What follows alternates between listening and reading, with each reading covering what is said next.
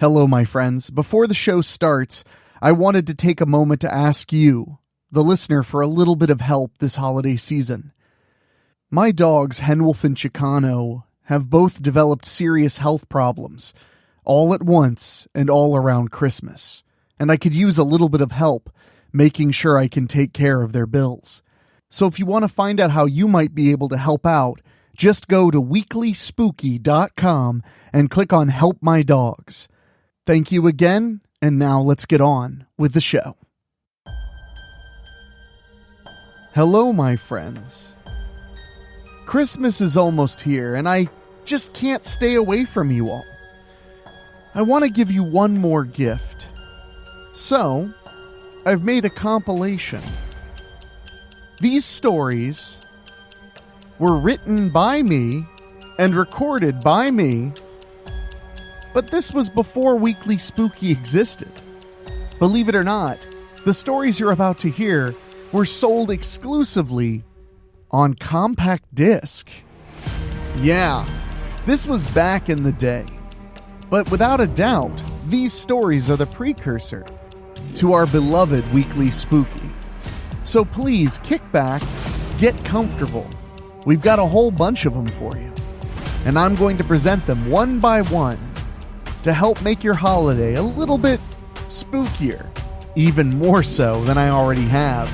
But please, try to be gentle. These stories are from the beginning of my scary story career. So let's listen after a quick word from our sponsors. Built for death. I was tired. I'd been up since 5 a.m, and now here I was, stuck at the construction site. I guess it could be worse. The place was basically all set. Aside from a few rooms that needed the drywall redone, I'd say it was good. Or at least, good enough. I'm Daniel Cole, a contractor, and I love my job. I started my own business when I was just a snot-nosed punk at 22. I saw the way the old-timers were running things, and I knew I could do better. Way better. They paid their taxes and wanted to offer a fair wage for hard work. Suckers. I went into it with all kinds of fresh ideas. I cut benefits easy. All I had to do was tell my workers we were in hard times and I needed them to stick it out with me. Ha! That was 20 years ago, and I'm still not paying for a thing. The business took off quick. I undercut all the competitors right away because I'm not afraid to cut a few corners when push came to shove. Water down the cement a little, recycle a few bricks, whatever it takes. If you ask me, I'm just being real green. The only thing I ever regretted was that wife of mine, Leslie. I still don't know why I married her. Scratch that. I do know why I did it. A pretty face and blonde hair can make me do just about anything. Just ask my secretaries over the last few years. They'll tell you. Leslie started to grumble about my long hours and the looks of my secretary, Tina, so she put her foot down. My secretary now? Some college reject named Paul. Doesn't even drink. He's no fun to be around. Earlier this month, Leslie asked for a divorce, and mysteriously, our prenup disappeared. She's got my lawyer setting the whole thing up, and I'm expected to foot the bill. Ridiculous. Good thing I don't keep most of my money in the bank. She isn't touching a penny of my hard-earned cash. Hey, she can have the house. I built it myself, and that foundation can't have more than 10 years left in it anyhow. Ha! Enjoy that, sweetheart. Earlier this year, I was contacted about building some offices for a buddy who owns a chicken processing plant. He wanted it quick and he wanted it cheap, so I went around looking and I found where I'm standing right now. Nice parcel of land near some woods and a small lake. Honestly, I can't figure out why no one was building here, but the company that sold it to us was excited, to say the least. I did a little Googling, and I guess a kid was found dead not far from here. Animal attack. Big deal! My neighbor has a dog the size of a Volkswagen. I guarantee it's more dangerous to live in my neighborhood than out here. People don't talk about it much, but dogs kill kids. I wouldn't be surprised if it wasn't even a wild animal attack out here. I hate dogs.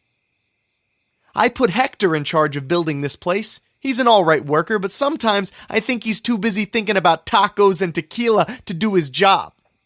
Though he's gotten a lot done in 3 weeks, I personally put together the large office in the back of the building. See, my buddy wanted a room with a hidden safe and a big heavy metal door. Makes sense since no one wants to get ripped off, and it's been very convenient for me. I've been hiding the money I earn in the safe. Leslie isn't going to get this stash of cash. I guarantee that. When I arrived at the site, Hector was finishing up. I appreciated all the overtime he put in, even if I neglected to authorize it on his pay stub most of the time.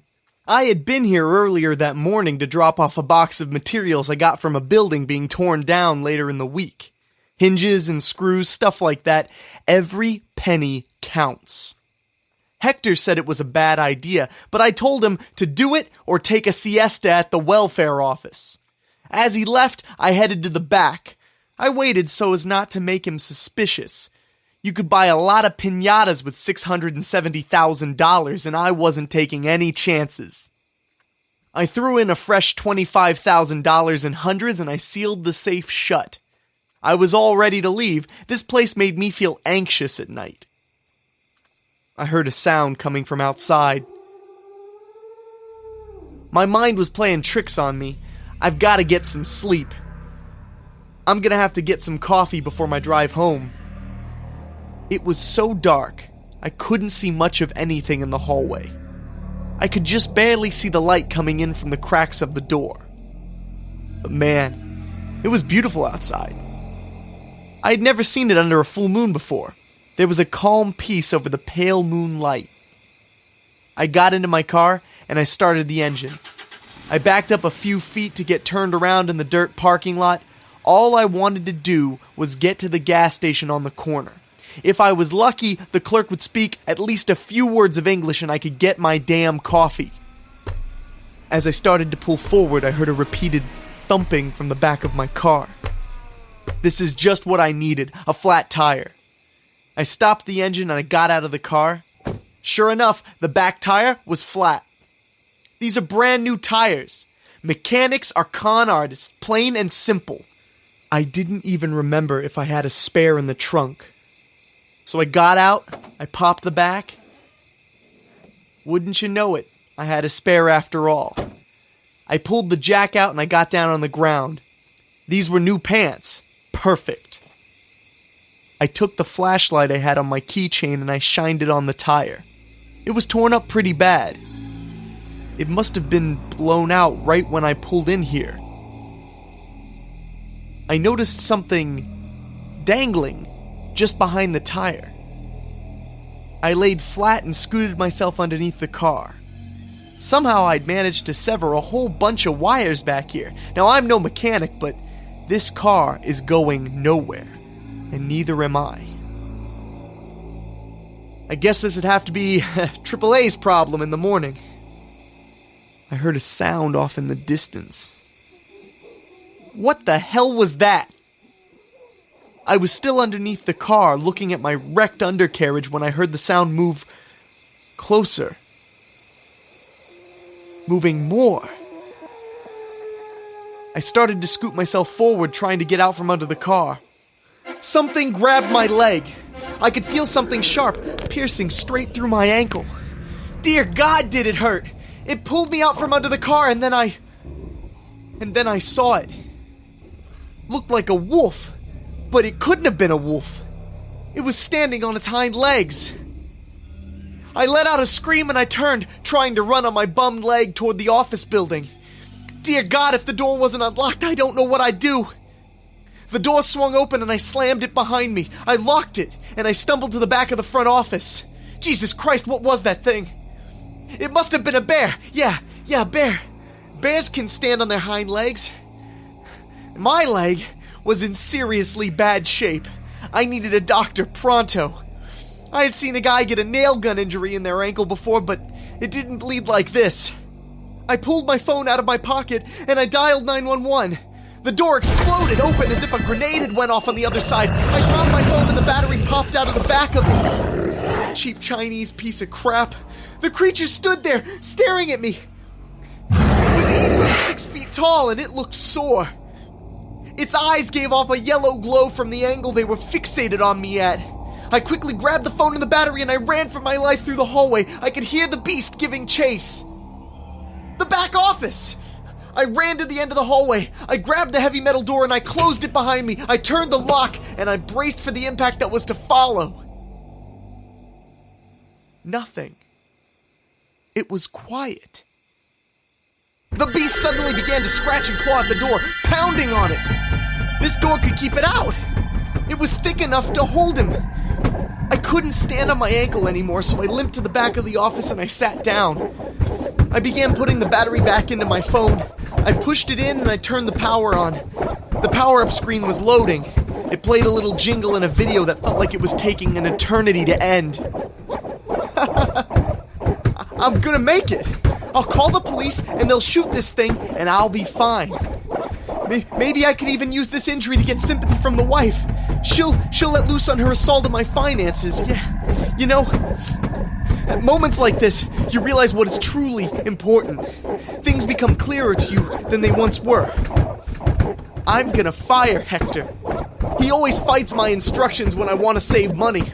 Just this morning we had that big argument, which I won, of course. I hit send on my phone and called 911. It started to ring.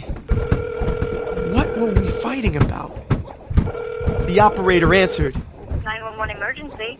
At that moment, Hello? I remembered what we were arguing about. Hello?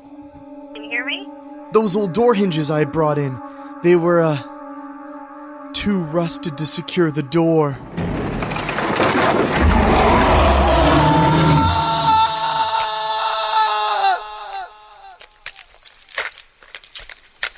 Hello? Can you please state your emergency? I don't know about you, but I'm feeling hungry now. Weird. Well, I hope you enjoyed that one. It was based on a true story. Well, not the werewolf parts or the horrible death parts, but I did know a really crummy contractor. So, yeah, I hope that guy got his comeuppance in real life as well. I'm sure you're noticing some recurring themes. These really were the stories that made me realize I loved being a storyteller in front of a microphone. In fact, these are the stories that caused me to get kind of hijacked briefly by Chilling Tales for Dark Nights, which is an excellent scary story podcast and YouTube channel. I did a few stories for them as well. They were really great, and that was the beginning of me realizing, hey, if I want to have a podcast that I'll enjoy doing every single week, and now beyond every single week, maybe it just needed to be a little bit spooky. Speaking of spooky, this story has a lot of that sweet, sweet ambience that's going to make sure you feel a little on edge. So let's kick back now and enjoy the House of Our Screams after these quick words from our sponsor.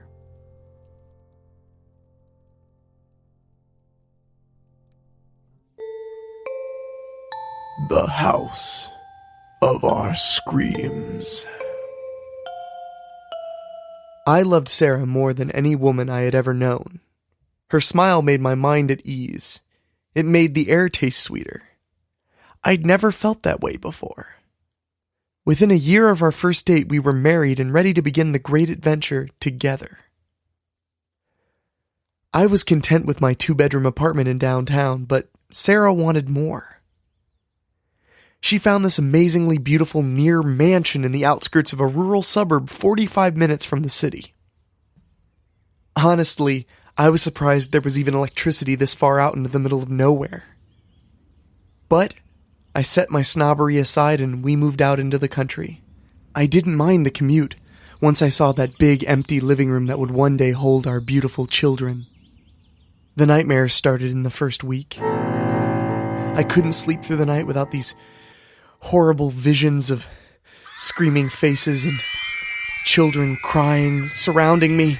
Eventually, sleep wouldn't come to me at all. I knew it was affecting Sarah, though she was better at keeping her composure than I was. The house needed some work, so I had taken a week off from the office to help out. My wife was gung-ho. She rolled up her sleeves and jumped headfirst into it. Some of the rooms were beautiful, especially after the meticulous paint and wallpaper she had applied, but a few of them upset me. The first bedroom was the absolute worst. I could feel a thick sense of dread when I would walk in, and what's worse is, I could tell it was all focused at Sarah. At night, I would see things coming toward her. I would see a dark figure standing over her bed, but I was powerless to stop him. My fear grew greater and greater, and Sarah was convinced that I was simply overstressed from the move, and that I was dreaming. I tried to tell her we should leave until we could figure this out. I begged her to leave. I was terrified for her and for myself. She wouldn't listen. Why wouldn't she listen? On Friday night, I went into town to pick up Chinese food for Sarah. She loved beef chow mein and deserved a reward for all the hard work she'd done on that terrible house. As I was walking to my car outside of the restaurant, I saw the sky turn from a gray shade to an ominous black. Thunder was cracking in the distance, and I drove right into it on the way home. The drive felt like an eternity. The main road was flooded over, so I had to take a dirt road through the country. My four-wheel drive barely did anything to help. As my truck crawled to a stop in our long, winding dirt driveway, none of the lights were on. I tried not to worry since the storm could easily knock down a power line. I ran to the front porch and fumbled with my keys, trying not to drop the bag of food. The door opened slowly, and it was pitch black. I couldn't see a thing. I put the food down next to the front door and fished my cell phone out of my pocket.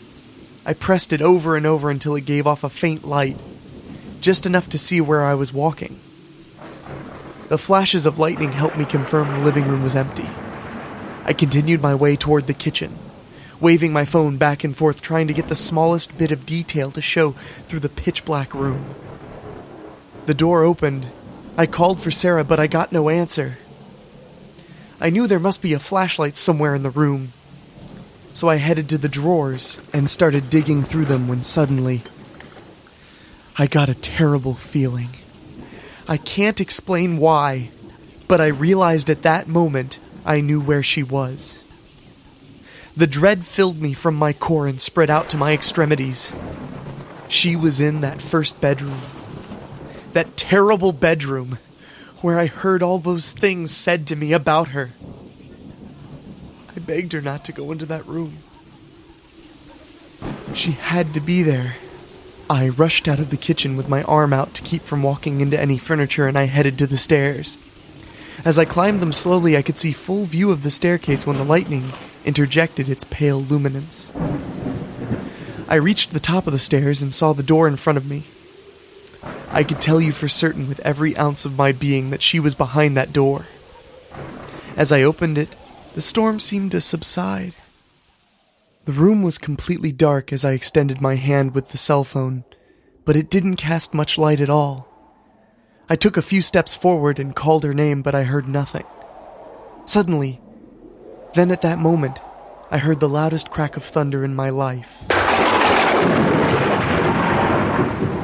It was as if someone had fired a shotgun beside my head. I jumped, and at that moment I saw her. As if it were a macabre photograph revealed to me in one brief frame, I saw her lying on the floor. I ran to her side and I held my light out. I could barely make out the detail of her face, but my eyes, they slowly adjusted to the darkness. There was a puddle beneath her. It was paint. white paint that she had used to bring uniformity to all the rooms of the house. As my eyes adjusted to the low light, and I brought the phone closer, I saw it. A strip of red in the puddle. Blood red. It took 6 hours for the storm to finally clear, and the ambulance to arrive. I knew that the house had taken her away from me. But as I sit alone tonight, on a night so much like the night I found her, I finally think to myself about that night, about that house. Why would this happen? How could this happen? I've been so afraid to recount these events, but now, on a stormy night, just like the night I found her, I've truly been able to relive the entire event. But it isn't so clear to me anymore. They all seem so real, yet so distant to me. They haunt me, while at the same time they are blurry and uncertain. A haze hangs over it all, thick and confusing. Then I start to really think. Maybe they were right. The police, the judges, the jury. Maybe they were all right. Maybe I did come home in the rainstorm to find my wife working in the bedroom, laughing with paint stains on her sweater and her jeans. Maybe, as she stood there stretching to the ceiling on her stepladder, I pushed her off, picked it up, folded it, and hit her across the forehead with it. Maybe I did kill my wife. After all, stranger things have happened.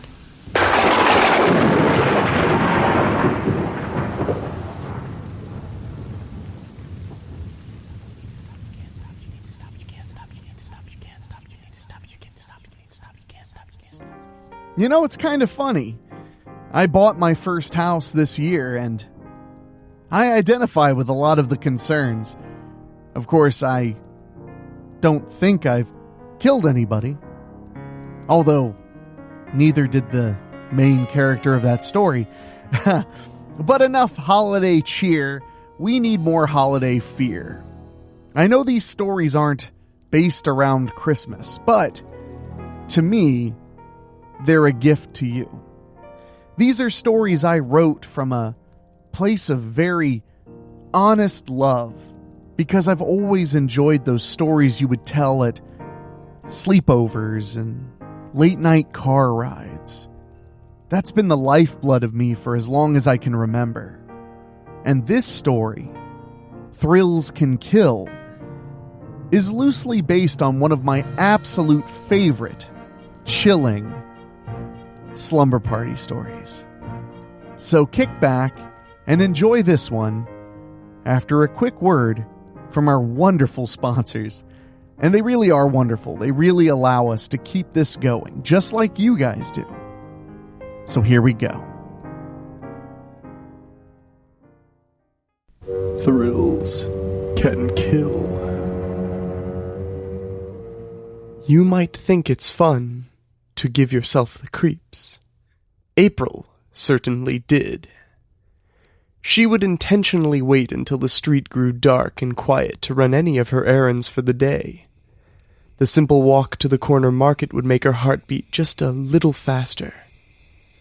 As she walked the mile, she could feel the blood pumping.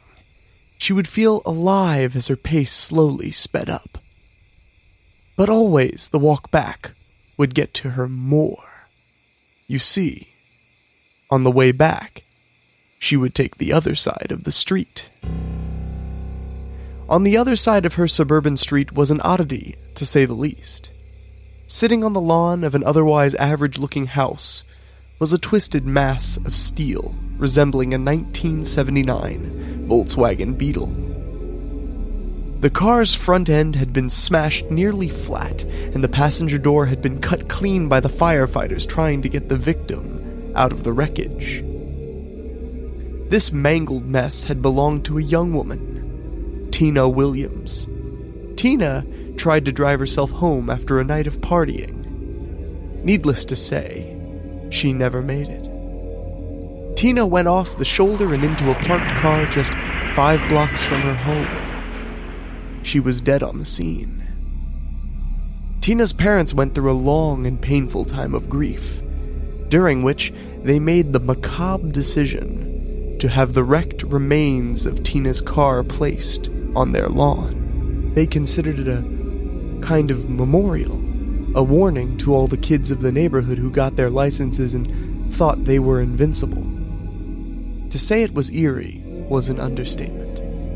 The neighborhood wasn't happy with the Williams family's decoration decisions, but it was simply too sore of a topic to breach. Over the years, everyone had decided to just let it be. But April was a different story. As April would skip her way home at night, she would intentionally come back on the opposite street, guaranteeing her a thrilling glimpse of the ghastly scene. And it would never disappoint. She would almost always succumb to a gut feeling of fear that made her feet want to run. Her nasal passages would clear, and her fight-or-flight instincts would start to hit full tilt. She would sprint the rest of the way home, and as soon as she had latched her door behind her, she would giggle with delight. She loved to be scared. She would go through this excitement maybe once a week if she was lucky, until, of course, summer vacation hit. Once school was out, April would be running down the streets late at night ad nauseum, trying to get her favorite thrill.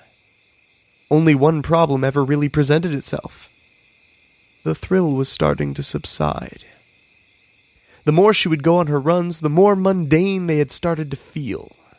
Eventually, she didn't even look for excuses. She would simply leave the house and stare at the wreckage at the Williams house. Even the wreckage started to become ordinary.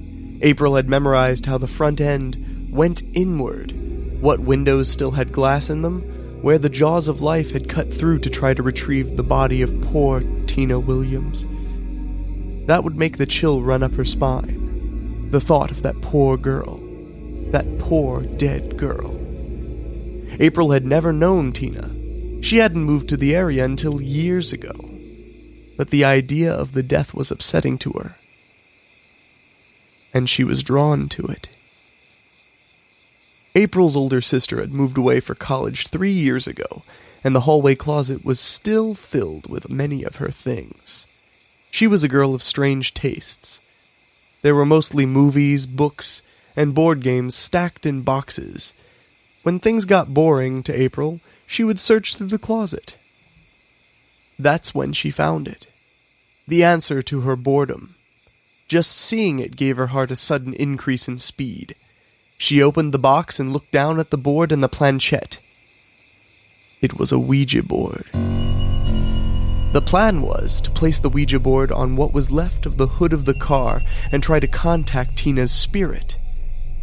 The plan seemed silly, but in the end, all it had to do was scare her.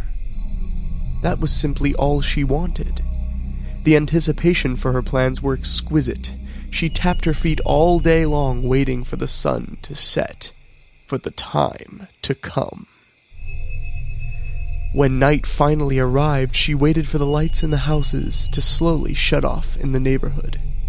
By 11:30, all the lights were out. April was the only night owl on this block. April opened her front door. There was a chill she hadn't anticipated. She went back inside and put on a loose-fitting windbreaker she had also found in her sister's belongings.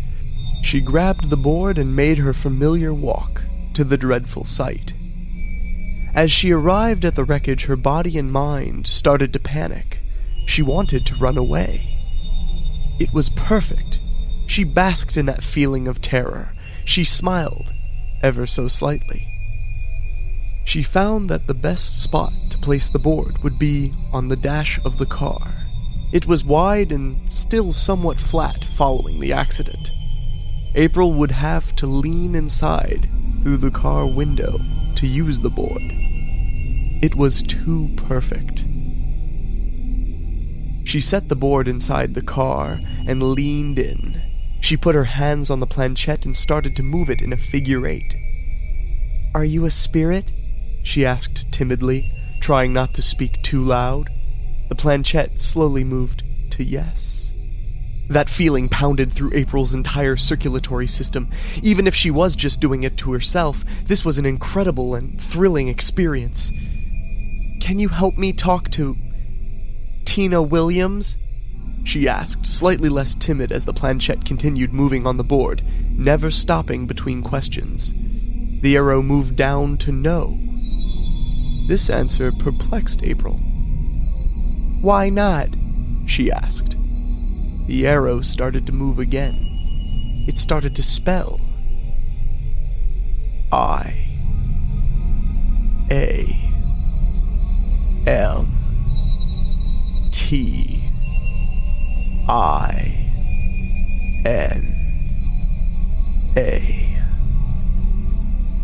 I am Tina. That answer made April feel more alive than she had ever felt in her entire life. Her legs were tingly as her chest felt light, like it could float away. She took a deep breath to ask another question. "What is it like to be dead?" Her planchette started to move faster now. It began spelling yet again. L-O-N-E-L-Y.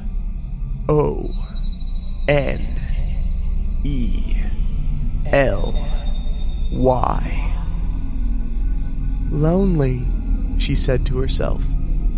"Why is it lonely?" she asked the board. The pointer started to move faster now. It started to show the same letters over and over. J-O-I-N-M-E, J-O-I-N-M-E, J-O-I-N-M-E. Join me. A feeling went through April's body she had never felt before. It was too much. She was done. It had gone too far. Her chest was starting to throb as she felt the fear overtook her senses entirely. The board dropped suddenly, startling her further. She pulled herself out of the car window when she felt a hand grab her coat sleeve. She struggled, but it would not let her go.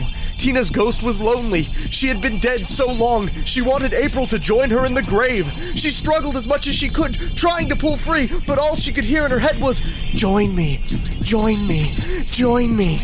As her heart pounded, April began to feel lightheaded. She went limp and fell against the car door. In the morning, Mr. Williams came out to find a horrible sight. A young girl leaning against the wrecked Volkswagen Beetle. She was dead from a sudden heart attack. Her coat had been caught on the jagged metal of the car door.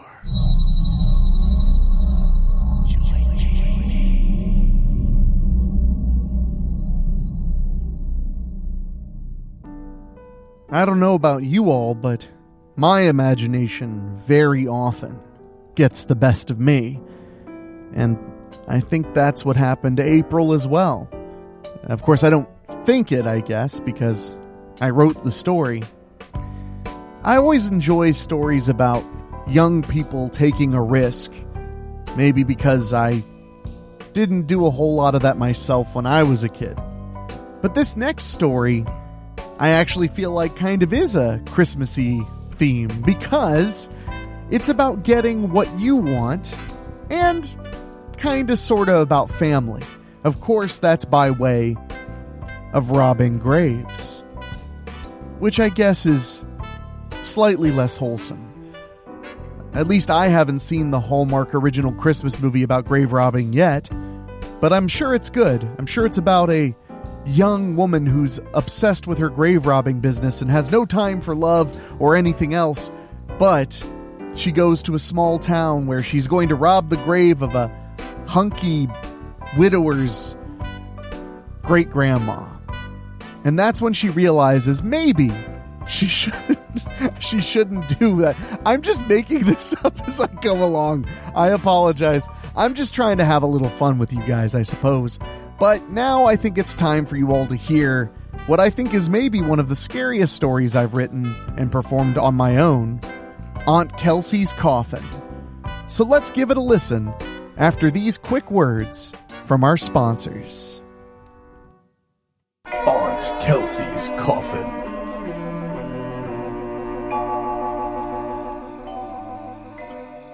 "1 o'clock was creeping into a cold night at the Final Peace Cemetery on the outskirts of town. Easily the most peaceful place you could ever hope to be, but at the same time, who would ever want to be there? Richie, that's who. Richie was a middle-aged man, distinguished facial features framed by a wise beard. His profession was one as old as death itself: grave robbing. The hours were a little rough, and the sights and smells were interesting to say the least, but you never know what you'll find out there, and the rewards could be phenomenal. Richie remembered as clear as day when he picked up his macabre vocation. He was 25 years old, fresh out of college with a liberal arts degree, and nowhere to go. His student loans were starting to get the best of him, and he was always looking for work, but then a break came in the form of a telegram. His great-aunt Kelsey had bit the dust at the tender age of 97, and an inheritance was sure to be his. Aunt Kelsey had a load of money, and while it was unfortunate she had passed away, she would help him more now than she could ever know. After a meeting with her attorney immediately following the funeral, it was revealed that she had indeed left him a sizable inheritance. However, it was in the form of a donation to charity in his name. Lousy, he thought to himself. That's just like her to go the self-righteous route.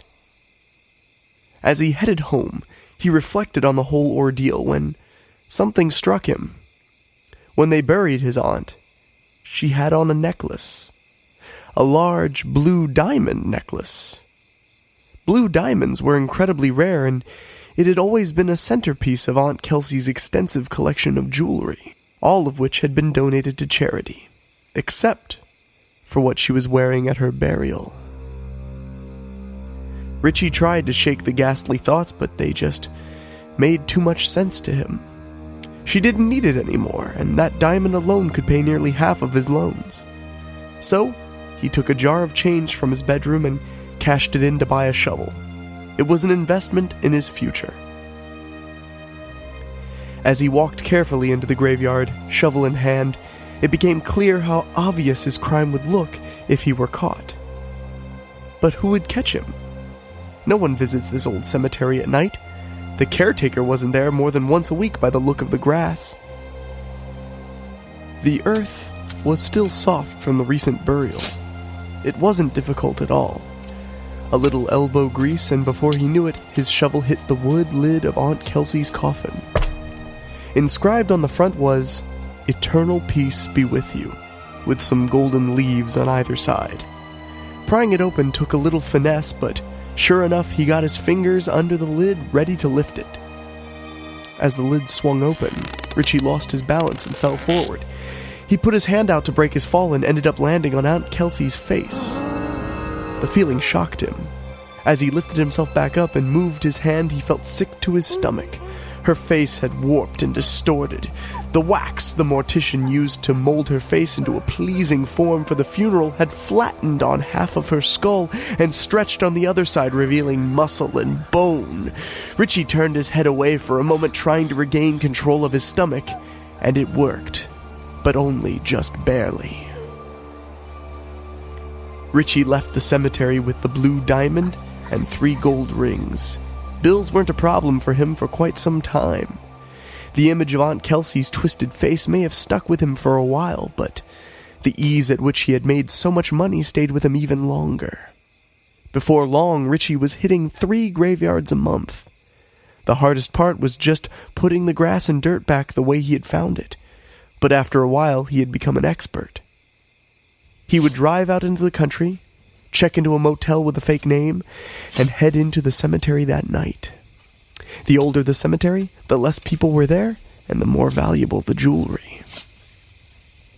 Final Peace Cemetery was one of his best finds to date. It wasn't listed on any maps. He found it strictly from word of mouth. No one had been buried there since the 50s. Some of the grave markers went back to Civil War days. This could mean some serious money in the bank. Richie had a strict method he would follow when robbing graves, and they were pretty simple. The larger headstones with older dates had a better chance of having something of value. Also, only dig up women's graves. Men don't tend to have many valuables on their person when they get planted. The first grave marker was a bust. The lady only had a wedding band on. Richie was disappointed, but he was optimistic of his next spot. A light fog had descended over the cemetery like a blanket, trying to keep all the souls warm through the cold night. Sometimes, when he's not sure where to dig, he would just walk around until his gut told him to stop. That had paid off pretty well in the past. As he walked along, he came to a very large grave marker. It read, Agnes Thompson, 1801 to 1885. He got that feeling in his gut and decided this was as good a place as any. As he stomped his shovel into the hard earth beneath him, a chill hit him right in the back of the neck. It felt like someone was watching him. Though that is not really an uncommon feeling in his line of work, but it was particularly intense to him that night. Getting the creeps was business as usual for him, but he tried very well to ignore it. He made it through the first few feet of dirt no problem. Every now and then, Richie would stop to look around the yard. Something really had him spooked. He kept working, and finally he heard the familiar thud of the shovel hitting wood. Pay dirt, he said. Scooping away the dirt took only a matter of moments. He reached over the side of the hole and grabbed his lantern. As he brought the lantern down, it revealed the casket lid, which had some tasteful gold leaves and an inscription. Eternal peace be with you. Richie stopped for a moment to think. Where had he seen that before? Then it hit him. This casket was a dead ringer for the one his Aunt Kelsey had been buried in 20 years ago. A feeling of dread swept across him. Thinking back to that night wasn't pleasant at all. Every night of grave robbing was easier than the last, but that first night was the cruelest to him. He felt another chill go over him as he looked around again, and found no one was there, but he couldn't seem to get it through his thick skull. Finally, he got his nerve back and started prying at the coffin lid. It creaked loudly as it opened. For some reason, every part of Richie's body told him to stop. He felt like he should close it back and just get out of there, not even place the dirt back. Just run for his life. He took a deep breath as the lid slowly lifted. It felt so heavy, or maybe he wanted it to be heavy so he wouldn't open it. As the lid opened the rest of the way, Richie strained, closing his eyes. The coffin was empty. There was nothing at all inside. Maybe someone else had gotten to it. He'd never had that happen to him before, but he couldn't be the only one stealing from the dead. This night has been a total loss, he said to himself. I may as well go home. He slammed the casket lid down hard and started to climb. He crawled out of the hole and began to rise to his feet. As he rose, he felt a snag on his coat. He grabbed it to shake it free, but what he felt in his hand was cold, damp, and soft.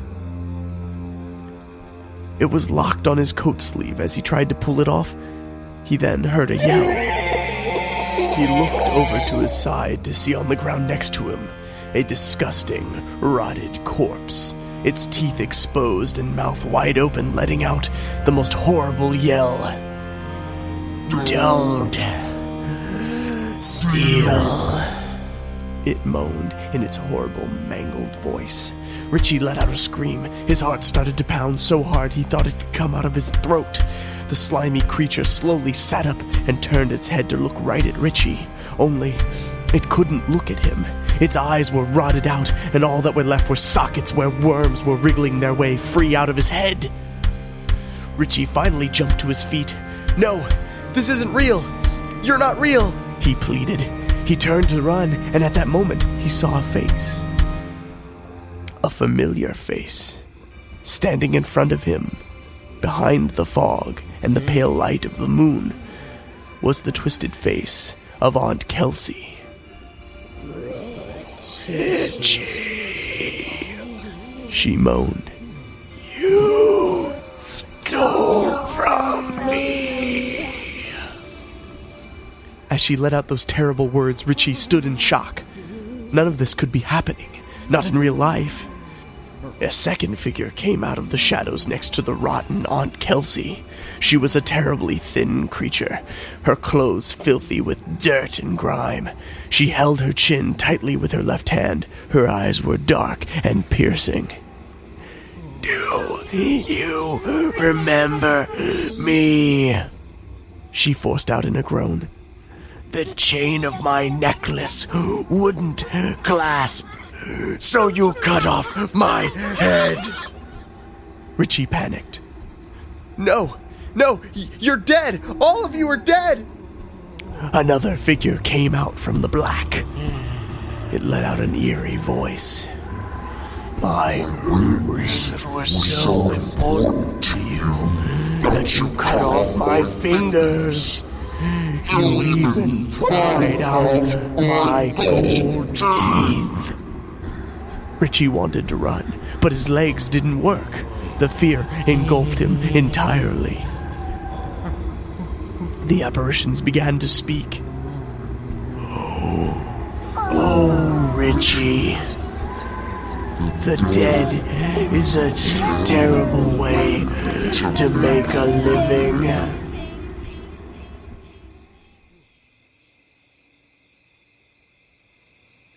Richie couldn't tell if his eyes were open or closed. All he saw was black. Then his eyes finally began to focus. The terrible face of Aunt Kelsey pierced through him as the coffin lid slowly closed over top. Now all was truly black. Richie kicked and screamed. He pounded on the lid, trying to break free. Please, let me out of here. I'll give it back. I'll give it back, he pleaded. Aunt Kelsey spoke to Richie from outside of the casket. Don't be afraid. When I died, I was lucky enough to get a visitor. But Richie, you don't have any gold or diamonds. So I guess you'll be alone for a long, long time. The dead truly are a terrible way to make a living. That one kind of haunted me from the time I first wrote it. The concept of a face made of mortician's wax being smushed down really gets to me even now as a 36-year-old man, and I hope you enjoyed experiencing it as well. This has actually been really fun for me. I haven't listened to a lot of these in a very long time, but these really are the precursors to Weekly Spooky. They were called Don't Listen in the Dark, Volumes 1 and Volume 2. And they each featured 4 stories. This next one is extra special to me because I turned it into a part of a movie.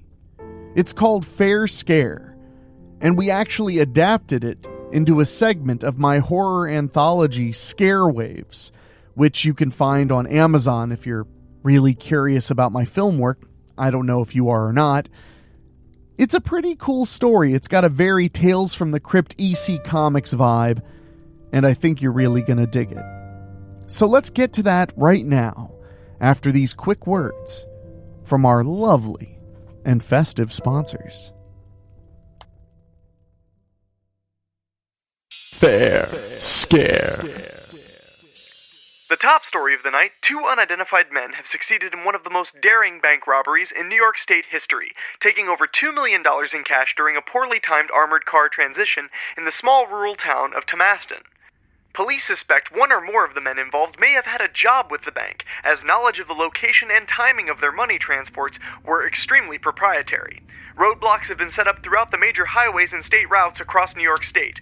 The suspects were last seen headed toward Pennsylvania as they fled the scene. Police say they will apprehend the men within 24 hours.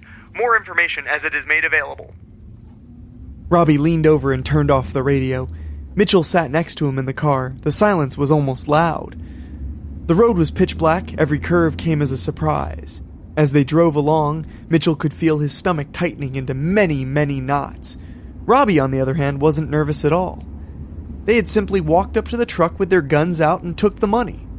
It would have been perfect if one of the guards hadn't tried to be a hero, but what does one $10 an hour rent-a-cop really matter when there's $2 million to gain? Not much as far as he was concerned. Mitchell wasn't quite so comfortable with their actions, but he was fine with the payout. $1 million each, and the cops are looking for them in Pennsylvania. Mitchell couldn't help but chuckle to himself about that as they crossed the Connecticut state line. The two of them had been friends for years. Robbie was a bit older and had spent his early 20s in state prison for grand theft auto. Mitchell met him on the outside, and while he would often be a moral man, the promise of quick risk and huge reward kept him on board with Robbie's schemes. Stealing from vending machines and parking meters was a great way to afford a flat-screen TV or an iPod here and there, but this heist took the cake. For weeks, Robbie would drive out to Tomaston, sit in his car, and watch the transaction go down between the armored trucks. Tomaston was a tiny, sleepy town basically no one had ever heard of. Robbie wouldn't have even known about it either, but then his great-aunt died, and he went to the funeral. That was when he laid eyes on one of the easiest scores there could ever be. As they drove down the dark back roads of Connecticut, the car felt heavy, with the weight of their actions as well as the weight of the $2 million in cash. The safe house they were headed to had been provided by Ava, Mitchell's girlfriend. The house belonged to her ex-stepmother. No one lived there most of the year, and while Robbie was never comfortable with involving a woman in their plans, it was the best option. The arrangement was simple. Robbie and Mitchell split it 50-50, then they parted ways. Robbie planned on heading to South America to expand his criminal horizons, and Mitchell planned on heading off to Europe. He thought it was romantic. The road winded and slowly turned from paved to dirt. The moon was half full and the blue light shined off of a stream they seemed to be following. The car pulled up to a dark house, and as they got out, a woman walked out of the pitch black. The glow of her cigarette gave her face an amber glow as she puffed away. Ava had been nervously chain-smoking and listening to the radio for hours. She ditched her cigarette and ran up to Mitchell. She held him tight and told him how glad she was to know he was all right. Robbie just looked on with a face that could only be described as skeptical. "Hello, Robbie," Ava said begrudgingly. "We made it," he said short and proud. As they went inside, it became apparent that the house no longer had power. It would appear the house had gone from an occasional country getaway to fully abandoned in the last few years. Ava fumbled off into the dark and returned with 2 old gas lanterns. Primitive, but effective. Robbie stretched his legs and propped down on a recliner chair. Ava and Mitchell almost immediately retired to the kitchen, no doubt to put a wall between themselves and Robbie. He could faintly hear their voices. Ava always took the aggressive tone, and Mitchell always collapsed to her demands. Robbie didn't know what they were talking about, and he really didn't care. He was just counting money in his head, over and over and over. When they entered the living room again, Ava was silent and nudging Mitchell. He clearly had no desire to say whatever she had coerced him into. Finally, she pushed him aside and jumped to the point. "I wanted to talk about my half." "Your half," Robbie said. "You don't have a half. You two can figure out what you do with your money on your own time." Ava didn't like his answer, and she had no qualms with explaining that she had found the getaway house, and she had kept her mouth shut. She wanted a third for her trouble. Robbie was in shock. He was fuming mad, but he knew that the answer was to wait. He always knew it was better to think and then act. Mitchell and Ava retired to a bedroom in the back of the house. Robbie was sitting watch under the flickering light of a single candle. No one had asked him to do it, but he felt obligated to watch for anything unusual. His head was still buzzing with rage over Ava's demands, but he still hadn't decided how to deal with it. A sound boomed through the house. Robbie nearly jumped out of his skin. He pulled out his gun and then immediately realized it was the bedroom door opening. The dark hallway filled with amber light as Mitchell stumbled through the hallway with his lantern burning off the last bit of fuel it had. "What the hell are you doing?" Robbie whispered. "I'm thirsty," Mitchell replied, groggy and innocent. At that moment, Robbie's mind fired up a story. Robbie took Mitchell aside and quietly explained the situation as he saw it, explaining that earlier in the evening, Ava had come to him and flat out told him if she didn't get her cut, she would go to the police. This shocked Mitchell. It was a sobering realization for him. He was upset, but he knew where this was going. It would all be very simple. They walked back into the bedroom as quiet as they could. Mitchell was solemn, and even Robbie couldn't maintain his usual professional composure. He reached for the pillow next to Ava's head and slowly picked it up. She shifted in her sleep, which nearly made Robbie cry out. He brought the pillow back and prepared himself for the task. He began to slowly bring the pillow toward her face. Mitchell's hand stopped Robbie, and at that moment Robbie was ready to do them both in. But when they made eye contact, it became clear. Mitchell wanted to do the deed himself. As Mitchell brought the pillow down over Ava's face, she began to panic. Robbie kept yelling at him to push harder. The time it took to smother the life out of Ava felt like an eternity. She scratched, she clawed, as her muffled screams and cries were growing louder and louder. Robbie leaned in and put his weight on the pillow to aid Mitchell's effort. And that was all it took. Her body went limp. Mitchell started to let off, but Robbie snapped at him and told him to hold it down for another minute. They had to be sure. They rolled her up in the bedding she had laid in and walked her outside carefully. The easiest option was to put her in the nearby stream. The 50-foot walk went by quickly as both the men tried to count the money in their heads over and over again to ignore the ghastly act that they were committing. They walked back to the house in silence. Mitchell laid back down in bed and tried in vain to sleep. Robbie was a crook and a killer, but this was brutal even for him. He decided to go outside and walk, get fresh air, and think about his money. The air was cool and moist with dew, silent and still, but then the sound of the water started to infiltrate the night. Trudging feet walked out of the water, covered in moss and mud, making their way toward the house. Coming to correct a wrong, coming for revenge, coming for Mitchell. A slimy seaweed-covered hand started to open the front door. Mitchell jumped awake in his bed, his heart pounding and his body covered in perspiration. His panic wasn't calming much at all when he suddenly realized he heard that sound again. Those trudging footsteps. But they were real to him this time. He knew they couldn't be, though. They were from his dream and from his guilty conscience. It wasn't real. It couldn't be real. Then a pounding came to the door. This was real. The pounding was real. Ava had come back to punish him. He killed the woman he loved. Something like that couldn't go unpunished. Mitchell went to his nightstand. He had a pistol Robbie had given him for insurance during the heist. He grabbed it and he ran to the living room. The pounding had gotten louder. He pointed the gun at the door. "You're dead! You aren't coming back! I got the money and you're dead!" he screamed frantically. He fired into the door.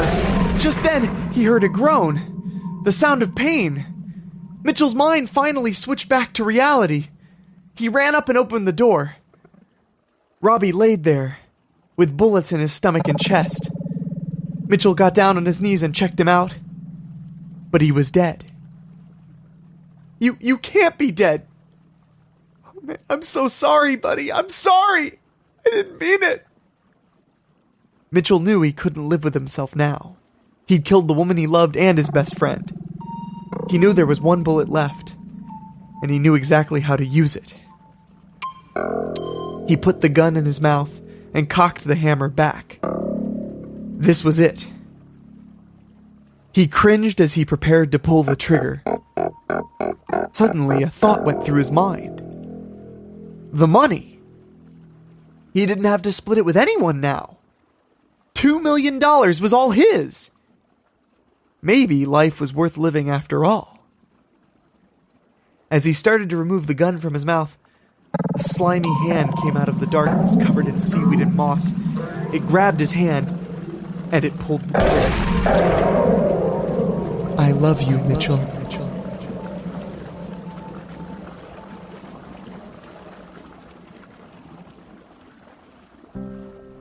Gotta love when a plan works out, right? Well, I guess it depends on whose side you're on. But in the end, love conquers all. Right? Kind of. Anyway, I hope you enjoyed that one. I'm very proud of that story. I'm very proud of the version we did in the film Scarewave. So if you get a chance to check that out, I think you'll enjoy it. But this next story was one of my absolute favorites I've ever written because it's got a taste of science fiction to it. It's about a futuristic prison with a warden that controls everything via computer. But he has a deeply mean streak. He's drunk on power, and he's not ready for one cold night to bring about a loss of that power. So let's take this one in after some quick words from our sponsors. It's good to be the king. Now, I'm not delusional. I know I'm not really a king, but it can feel pretty close. I'm Terry Thomas, and 50-plus hours a week, I'm the warden at the Patterson Correctional Facility, Level 4. But I hate that name. Correctional really isn't the right word.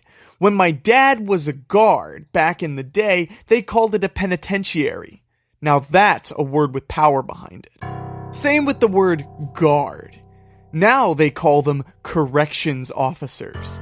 Why don't they just call them flight attendants? We're the only thing between the good, law-abiding citizens and the animals of society that they need caged. But we need to look nice and neat and sweet. Well, I'll tell you, it's a hard job. I became an officer at Lardner, the same prison my old man had worked at years before, but unlike him, I climbed the ladder quickly. His lazy, drunken self wasn't the model employee by any stretch, but me, I loved what I did and I did it well. It's all about psychology. You treat a prisoner like a prisoner. You don't respect their space, you don't call them by their first name, and you sure as hell don't do them any favors. They need to be aware that the only thing between them and your club is their ability to be polite. The moment that their demeanor shifts a single iota in the wrong direction, BAM! Discipline. They need to learn discipline more than anything. They arrive and they are immediately told to take a shower, to get dressed, to make their beds. These things have to be pounded into their heads, because if they had any discipline at all in the first place, they wouldn't be here. Now, a lot of people say it's like dealing with children, but I can tell you when I was 9 years old, I never once pulled a sharpened toothbrush on my little sister. No, these are grown men completely aware of what they are doing, and they are choosing to do it. I have never batted an eye at kneecapping a single one of them. But those were the old days, you see. As I became a supervisor, things calmed. There wasn't a lot of action, but I got to make sure everyone was doing their jobs to the best of their ability. The warden had no clue what he was doing. The prison was dirty, the guards were selling cigarettes to the inmates. I had no problem at all expressing my disdain for the operation. I was handed a cell block of my own at 26 years old, and strictly because the warden wanted to watch me fail. And he said I had no clue when I would go around talking smack about his inefficiencies. He would have been right. The guards were lazy, and the inmates in the block here were violent and disorderly. But I didn't care. I walked into the place and I fixed every single problem by myself. There were no more fights in the yard, no more sneaking cigarettes in storage closets. I pulled that entire block together myself. No one had to help me. No one except for my baton. I did it in spite of all of the help the staff had to offer. And before the warden could properly ignore my accomplishments, there was a surprise visit by the lieutenant governor. He saw what I had done and he immediately put me in for a big recommendation. That's how I got this job. A brand new state-of-the-art facility unlike anything else in the country. It looks less like a prison than it does an industrial park, and all the locks are magnetic, and I can section off any area I want with the swipe of my touch screen. The best part is, I do it all myself. No guards needed. I sit in my control room and I judge what is happening by viewing my cameras. If prisoners are getting rowdy, I can have the sprinkler system spray boiling hot water. It stops them dead in their tracks, and it's my own design. At night, I inspect every lock, every corner for a blind spot. This system couldn't work with just anybody, but it's me who makes it shine. When the state reinstituted the death penalty, the governor was so impressed with the facility and how I ran it, they built the only execution room in the state right here. They truck in some of the real bad guys you see on TV down to my little establishment. You know, one guy they brought in had been all over the news for months. He killed maybe 40 people and managed to make the cops look stupid. When they brought him in, they offered me some support staff so I wouldn't feel in danger. I refused it outright. This was just another animal in the zoo. That night, I opened his cell and I made sure he understood that I was in control. He wasn't so tough standing there with his head shaved, waiting to go. I made a call that night and convinced them to allow the execution to be entirely self-contained. That's right. I pulled the switch, too. If you ask me, it's a privilege. I'm not just containing the scum of the earth, I'm helping to end it. I'm part of the solution, and sure as hell not part of the problem. Now, I'm not obsessed with my job, but I am diligent. I monitor from my home when I'm not here, and I've been known to catch some sleep in my office because the job needs to be done right. It's important.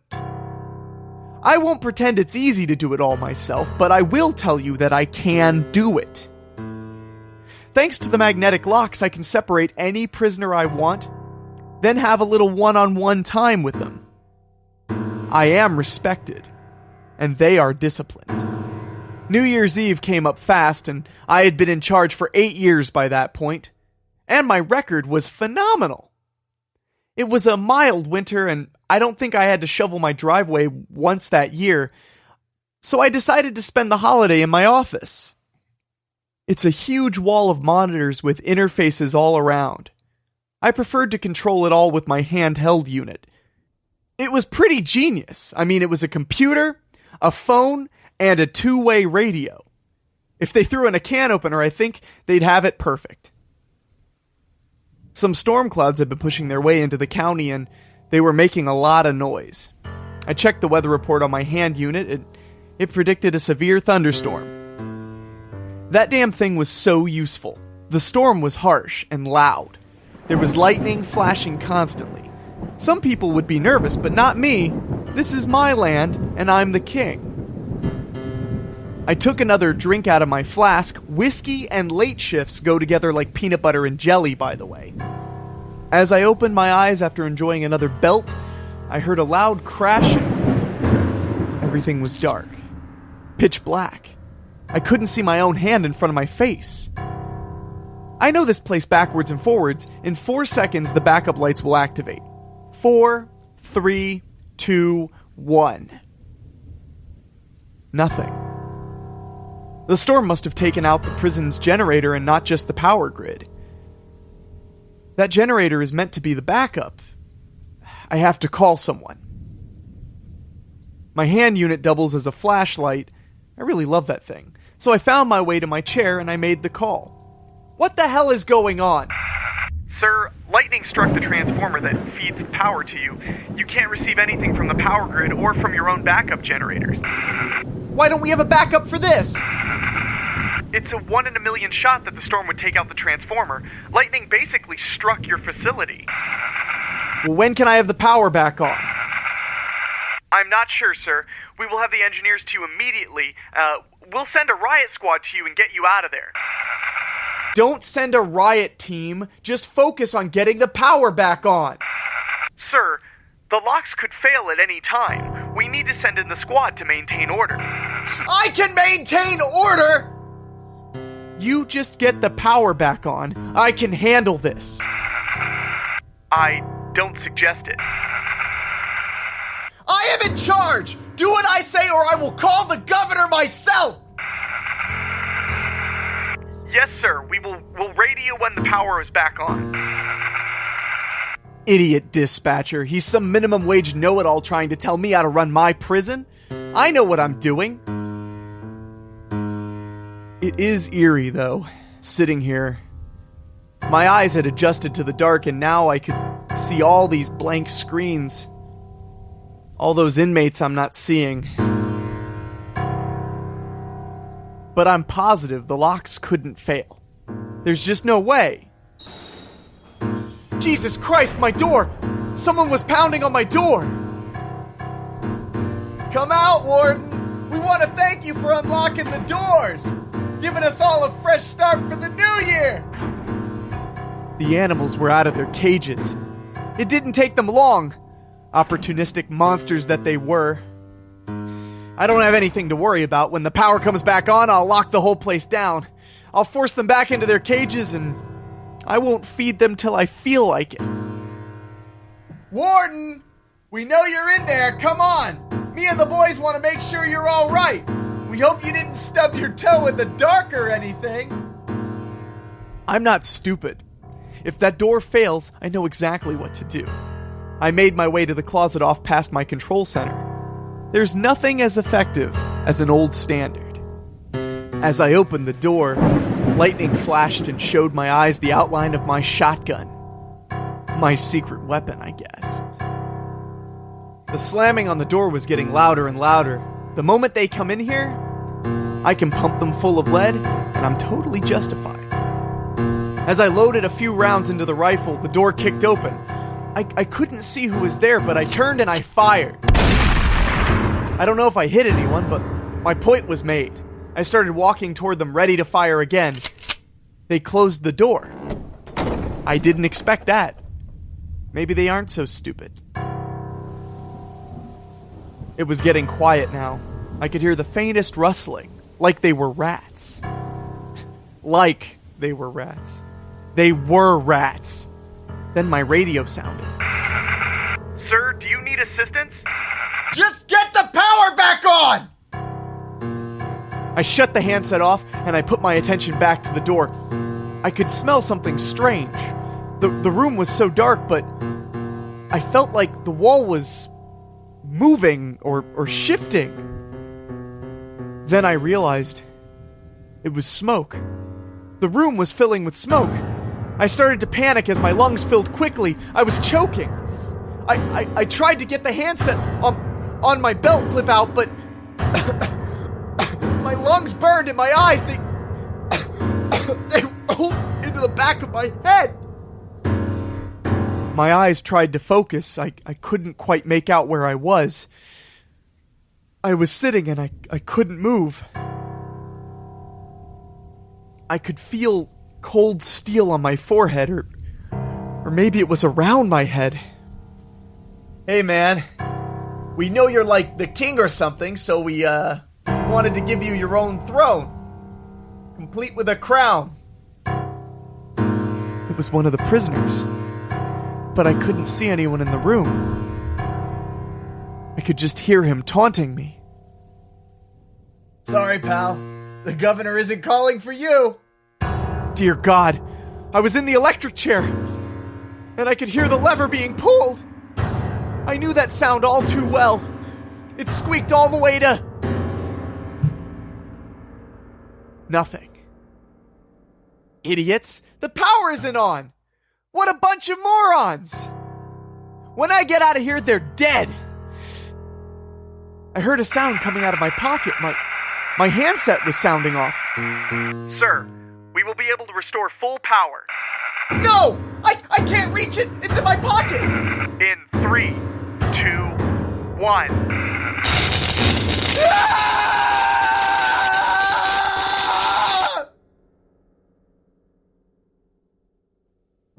Seemed to me like he needed a little time off, but I guess that came as a shock to him.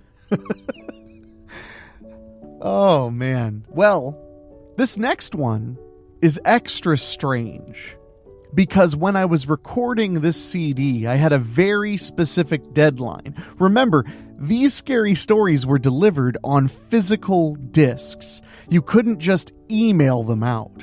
You had to have them burned and printed and ready to rock. Well, I had one more story left to record. And I had no voice. My voice had completely burnt out. So, I improvised and gave the character this very odd, deep, raspy voice that frankly I couldn't do now to save my life. So enjoy one more drink after a quick word from our sponsors.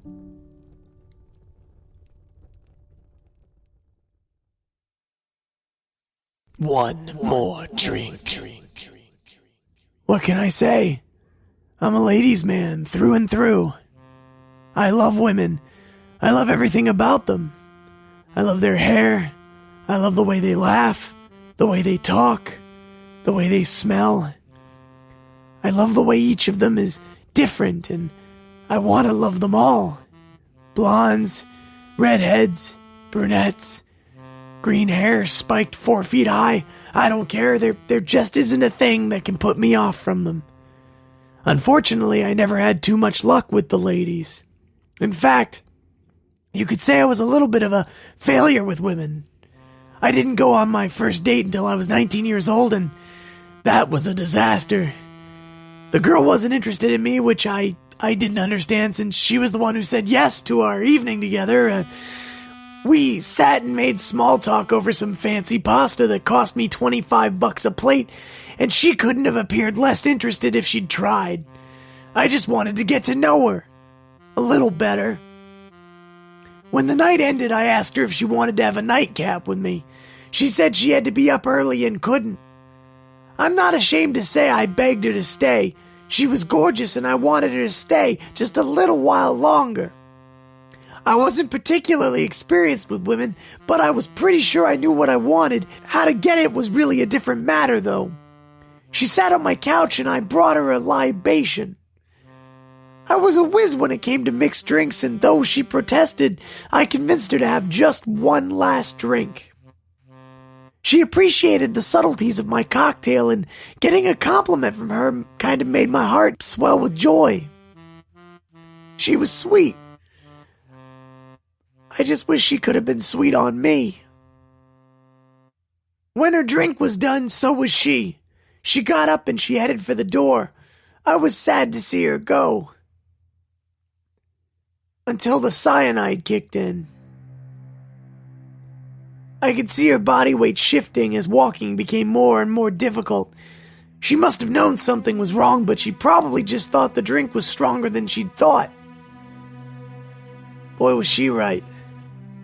When she hit the floor, so did my heart. She was down and she was dead. Her beautiful eyes that lit up the room faded as she gazed a million miles away. She was mine forever, and ever, and ever. Our date ended like many dates to follow, on a long, quiet drive out into the country where there was a nice little quarry a short distance off the road. No one ever came out this way. It was so isolated I would swear that there weren't even birds or bugs anywhere to be found. It was quiet and beautiful. The quarry went on and on into the dark. I'd just make the drop and know that the women I loved were safe down there. Then I'd drive back home in silence, never feeling lonely, knowing they were all down there, waiting for me.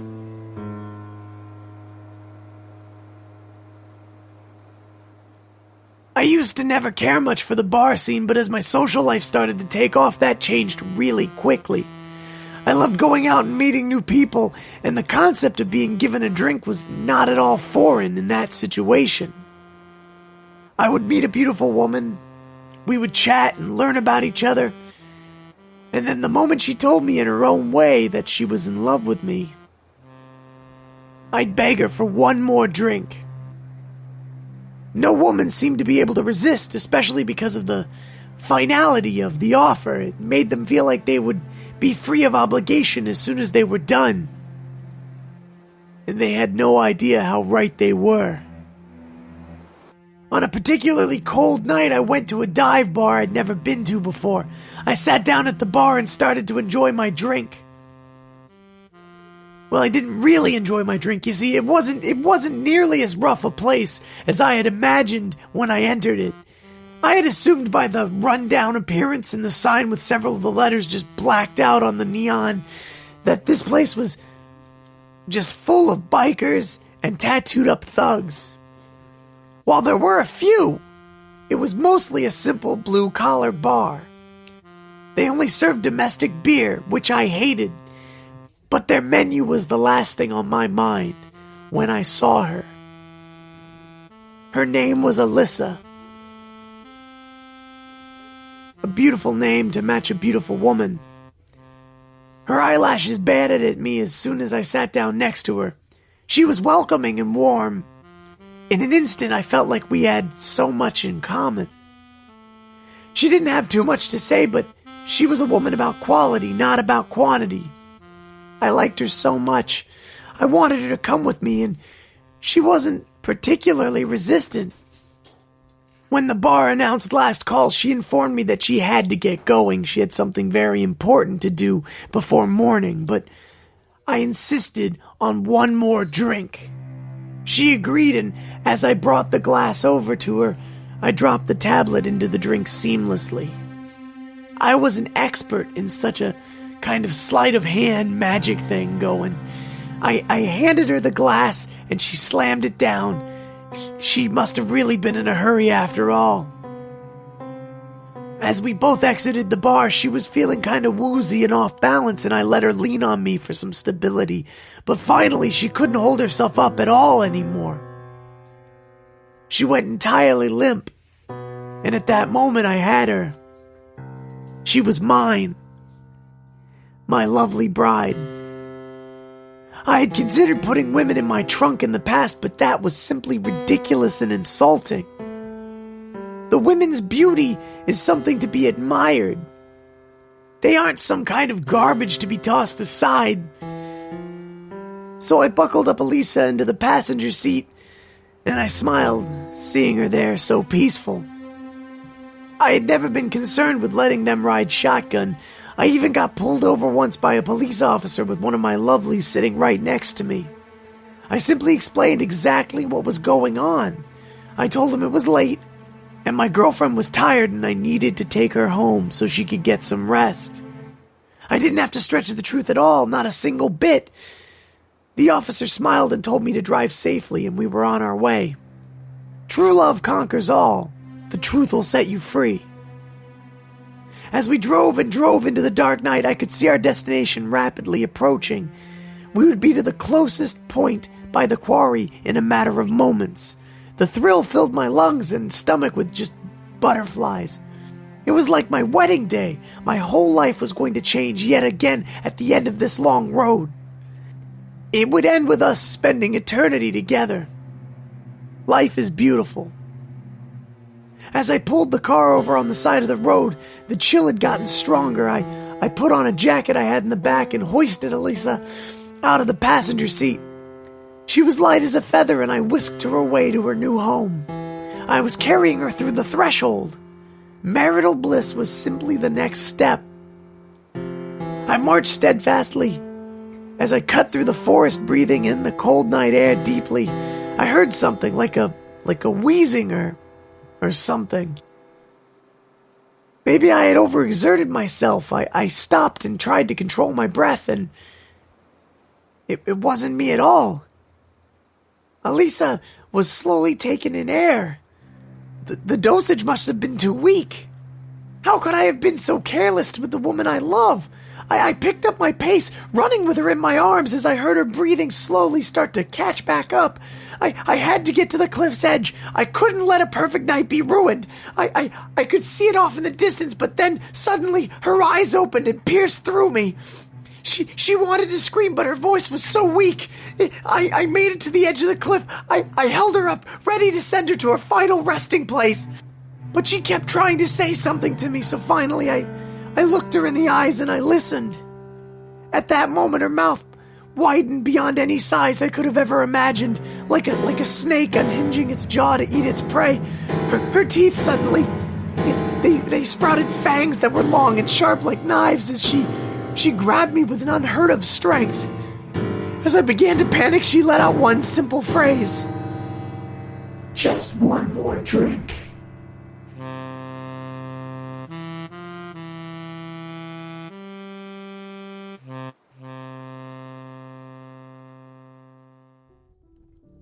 I mean, it wouldn't be a horror story collection without at least one vampire. So this last story that I'm going to present you with tonight is a little different. After doing so many stories in basically the same method, I decided to take it one step further, literally, and go outside of my home and record my story about being in a graveyard at night alone, while being in a graveyard at night alone. So everything you hear in this story is not a sound effect. It is the actual stereo sound of me wandering into a graveyard in the middle of the night and reading myself a scary story. It's pretty much peak adulthood, if you ask me. So, get comfortable and don't ever do what I did. It was interesting, but incredibly unwise. So let's listen to it now, after these quick words from our sponsor.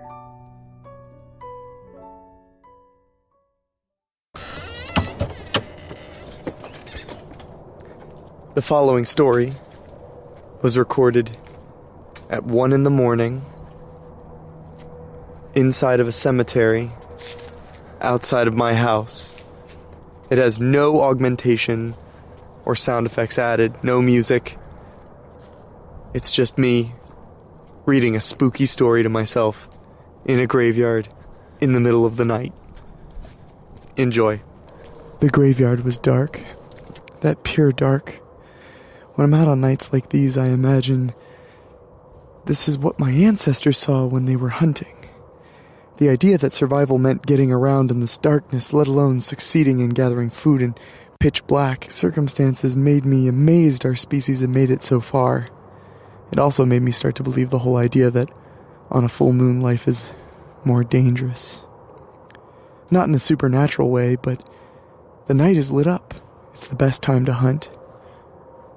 The predator's time. My name is Bruce Swigart, and this is my hobby. Everyone should have a hobby. Something to let your brain stretch out and get some exercise. Something that makes the day-to-day struggles melt away. I tried them all. I tried collecting stamps, but I can legitimately tell you it was the most depressing experience of my life. Putting so much effort into little pieces of adhesive paper is just about as pathetic as a person could be. Coins weren't much different, but at least you could get a can of Coke with one.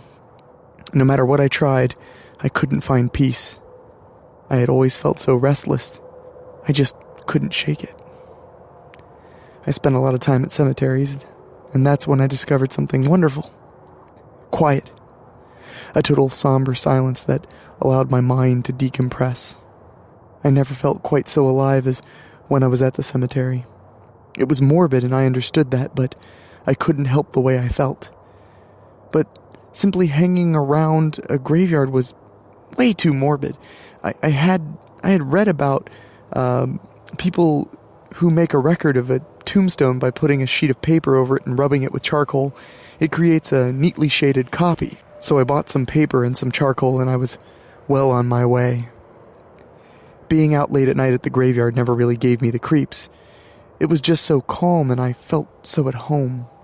There was never another person to bother me. Usually being alone with my thoughts would be terrible, but not here.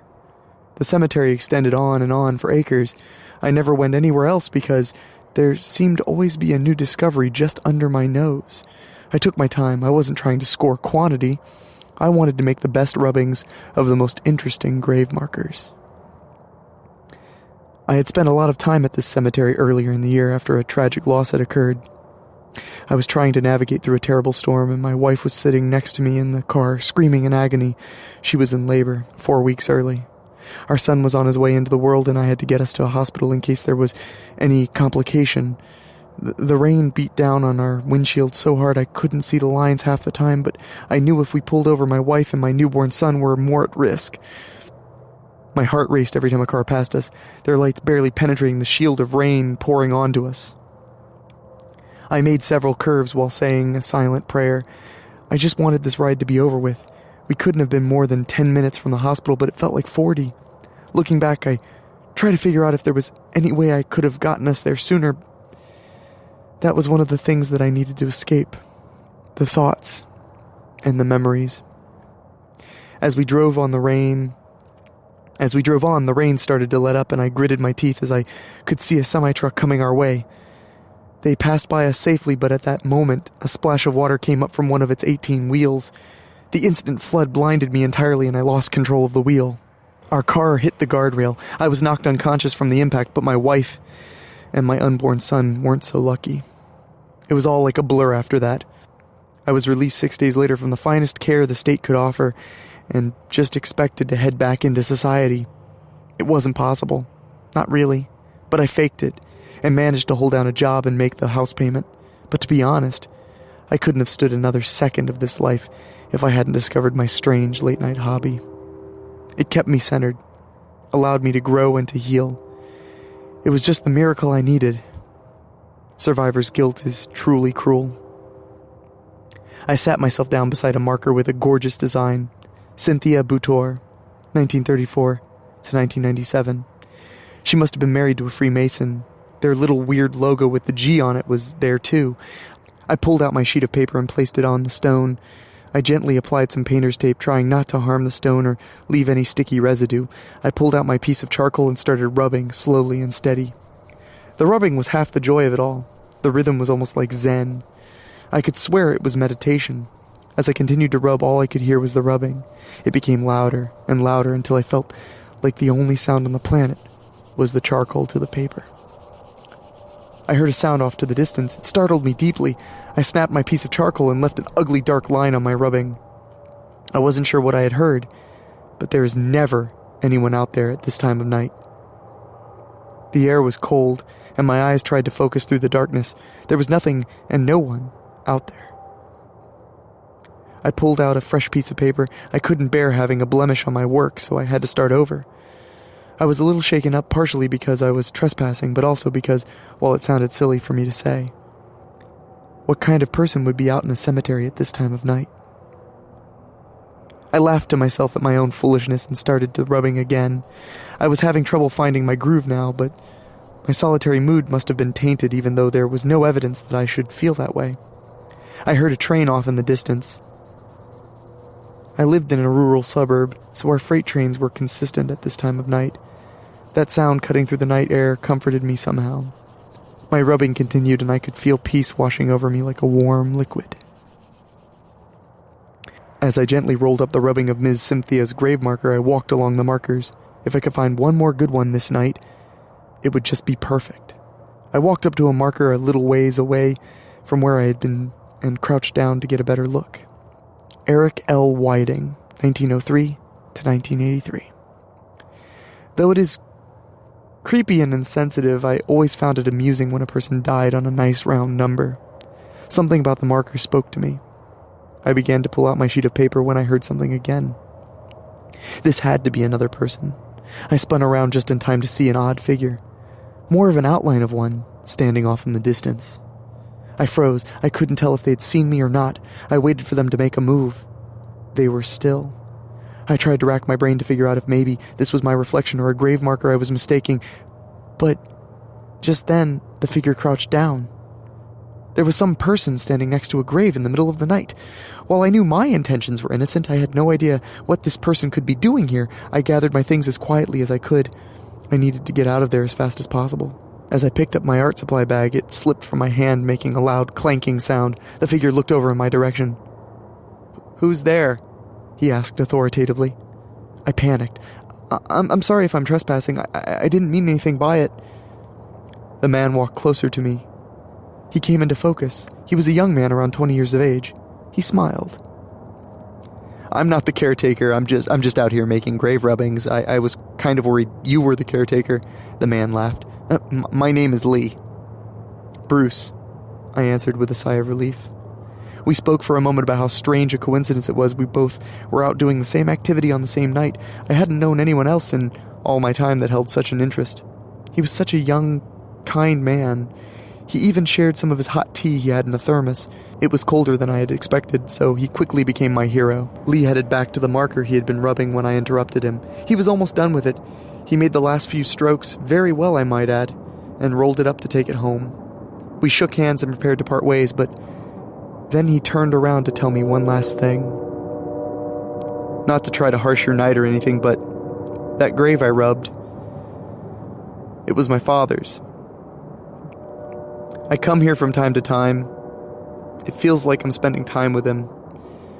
I never really got to know him, and it might sound weird, but if you get a chance, you should rub it. Maybe I could feel a little like he's getting more appreciation in this middle-of-nowhere cemetery." I smiled and assured him I would do just that before heading home myself. As we parted ways, I felt a legitimate need to follow through with my promise. It was freezing out, so I had to quickly place my paper on the tombstone and start rubbing. Something felt strange, though. The calm I was used to hadn't come to me. As I rubbed and rubbed, I felt unsettled. I wondered if maybe the calm serenity of my getaway had been shattered by the kind young man. Regardless, I had to finish. My eyes were tired and I couldn't really tell how the rubbing had turned out, but I felt my gesture had been completed. I detached the tape and rolled the paper up. As I did so, a cloud passed overhead and allowed the moonlight to come into my view. I could just barely make out the name on the tombstone. My face froze. The name was clear to me now. Bruce Swigert, 1956 to 1986. My son had come to visit me, and I've never left this cemetery. Alright, I'm heading home now. Okay. That went just fine. You can really hear how creeped out I got. I mean, it makes sense. I'm in a graveyard in the middle of the night. Anyway, my friends, I hope you enjoyed this. I wanted to share something with you that I hadn't really ever shared. So now you know how it all started, how I started to realize I love telling scary stories, and how you've all found me and made this such a wonderful part of my life, such a wonderful part of my week. When you all send me emails saying that I make your weeks better, well, it goes both ways. You make my weeks better by getting to give you a little bit of scare every so often. But now I need to get out of here. It's almost time for the holiday, and I'm going to tell you a secret. I'm releasing one more little morsel of bonus material tomorrow on Christmas Eve. So keep an eye out. It's not long, and I think you'll enjoy it. But for now, I'm going to get out of here. Make sure to go to weeklyspooky.com and become a patron. That's how you can help this keep going and going for as little as $1 a month. And a big thank you to our Patreon podcast boosters: Kelly Oram, Julia Kirsch, Christopher Sullivan, Brent McCullough, Gino Lyons, Steve King, Karen Weemet, Jack Kerr, Jeff and George Hilton, Craig Cohen, and Kevin Fry. You're all wonderful. But now, I'm going to rest. So, for Rob Fields, our executive producer, our producer Dan Wilder, and our composer Ray Mattis, happy holidays, and I'll talk at you later.